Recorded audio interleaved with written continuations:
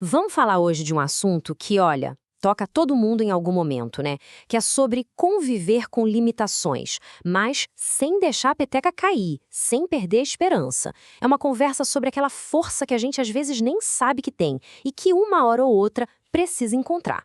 E o ponto principal, o coração da nossa conversa de hoje é exatamente este. As limitações, elas fazem parte do caminho, claro, mas elas não são o destino final. Elas não definem quem a gente é por completo, sabe?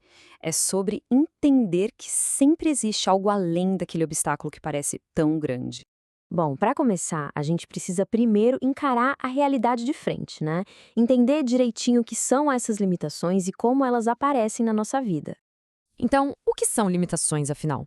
Pensando bem, elas são parte da nossa experiência como seres humanos. Às vezes, elas chegam de repente sem avisar. Outras vezes, vêm devagarinho, se instalando com o tempo. E podem aparecer no nosso corpo, nos nossos sentimentos ou até nas situações da vida ao nosso redor.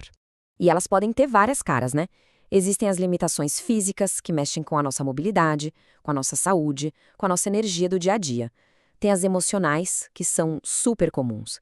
Ansiedade, depressão, traumas que a gente carrega. E tem também as circunstanciais, como uma grana curta ou questões sociais. Algumas são passageiras, como uma fase de recuperação. Já outras são permanentes, crônicas. E é super importante a gente reconhecer toda essa diversidade para poder entender a própria experiência. E olha, uma coisa que a gente não pode esquecer de jeito nenhum: o baque emocional de uma limitação pode ser tão forte, ou às vezes até mais forte, do que o físico. Essa luta que acontece por dentro, ela é tão real quanto qualquer desafio que a gente enfrenta por fora. E aí vem aqueles sentimentos todos: medo, frustração, uma baita insegurança, tristeza, até raiva. É super normal sentir tudo isso. E o mais importante aqui é entender que sentir isso não tem nada a ver com ser fraco, viu? Pelo contrário, é um sinal de que a gente é humano, é a prova de que a gente está vivo e que se importa. E é nesse ponto que a gente chega no momento chave, sabe? Um verdadeiro ponto de virada. Depois de olhar para a realidade como ela é, a gente encontra o poder que tem na aceitação. Mas espera aí, é muito importante a gente deixar uma coisa bem clara. Aceitar não é se entregar, não é desistir, não é jogar a toalha, nada disso. É o contrário. É o primeiro passo para a gente começar a trabalhar com a nossa realidade e não ficar brigando contra ela. É um ato de coragem, de poder mesmo. E essa aceitação, ela não acontece do dia para a noite. É um processo, um caminho. O primeiro passo é esse, reconhecer a realidade. Depois vem uma parte super importante, respeitar o próprio tempo. Cada um tem um ritmo e tá tudo bem. E por último, uma dica de ouro: fuja da armadilha de se comparar com os outros. Cada caminho é único. Beleza.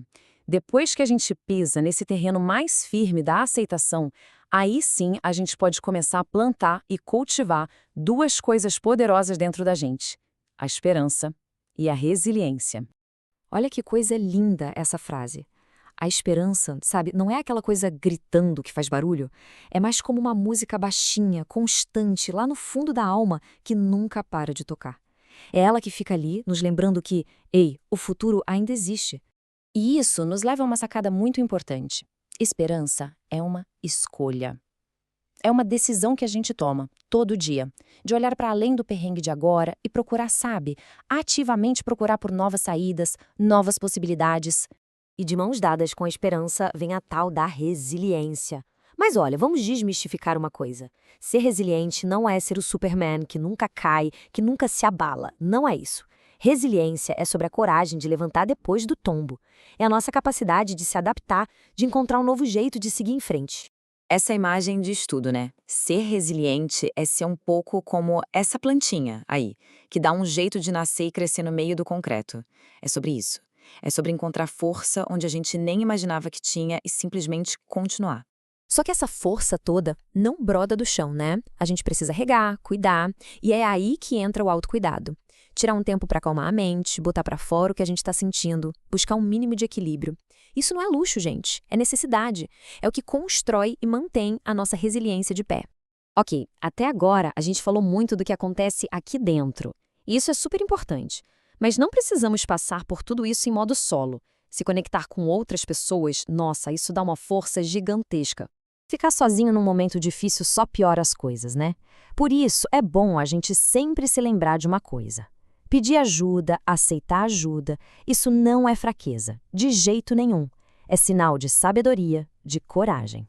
E essa rede de apoio pode vir de vários lugares. Pode ser a nossa família, os amigos de fé, pode ser um apoio profissional também, de um terapeuta, de um médico, que dão ferramentas mais práticas. E olha, tem os grupos de comunidade, onde a gente se conecta com gente que está passando por desafios parecidos, e isso cria um sentimento de pertencimento que faz toda a diferença. E no fim das contas, a base de todo esse apoio é a empatia.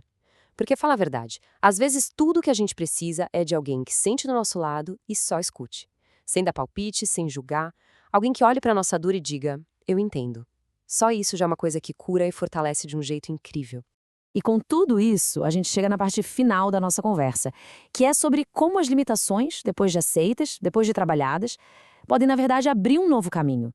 Um caminho de transformação e até de um novo propósito. Os momentos difíceis, eles podem ser professores bem duros, mas eles ensinam muito. Eles nos forçam a olhar para dentro, a descobrir uma força que a gente nem sonhava que tinha e a repensar o que realmente importa na vida. E veja bem, a ideia não é romantizar o sofrimento de jeito nenhum, mas é reconhecer que sim, dentro dele pode existir uma semente de crescimento. E isso faz a gente questionar o que é ter sucesso na vida, né? Talvez não seja só sobre conquistar coisas, ter coisas. Talvez o verdadeiro sucesso seja encontrar paz por dentro, sabe? Crescer como ser humano e conseguir achar alegria nas pequenas coisas, mesmo quando o cenário não é o ideal. O que nos deixa com essa pergunta, que é pra gente levar pra casa e pensar com calma. O que, no fundo, significa ter uma vida com propósito? E não tem resposta certa ou errada, né? Pra cada um vai ser uma coisa.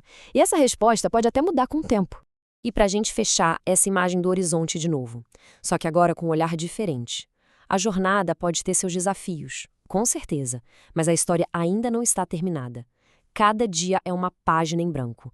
E os próximos capítulos, eles podem ser muito mais bonitos e cheios de força do que a gente ousa imaginar agora.